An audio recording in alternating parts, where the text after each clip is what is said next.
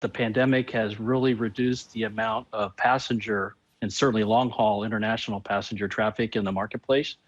And typically those passenger carriers, those passenger airplanes carried 50 to 60% of the global cargo around the world. So when all that capacity is taken out of the market, it's really caused a constraint in the marketplace. And I'm sure a lot of the companies you've had on your show here over the past year have talked about the constraints in the supply chain and the struggles they've had in moving goods around the world. So on the one hand, you've got an environment where capacity is constrained because that passenger belly traffic is gone.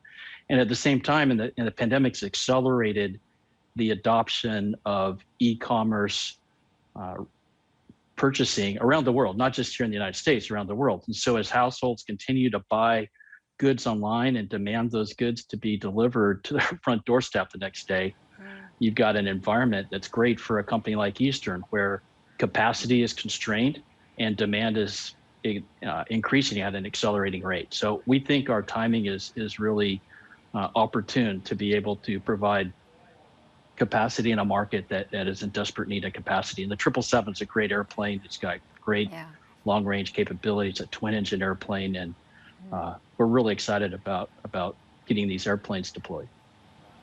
Right, and you've ordered 35 new planes, actually, jets, Boeing jets, to expand your capacity. I want to understand, Steve, what does this mean for essentially air cargo load factors and also freight costs going forward?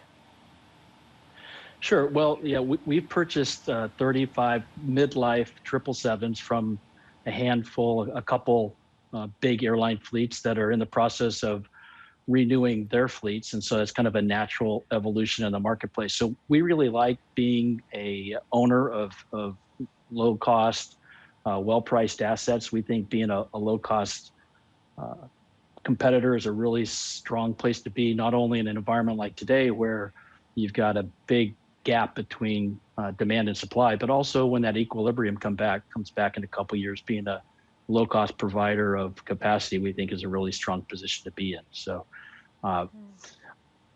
35 airplanes sounds like a lot, but the cargo forecast and the amount of cargo aircraft that are forecasted to be needed in the marketplace over the next 10 years is 25 to 3,000 airplanes. So 35 is a real small percentage of a really big pie.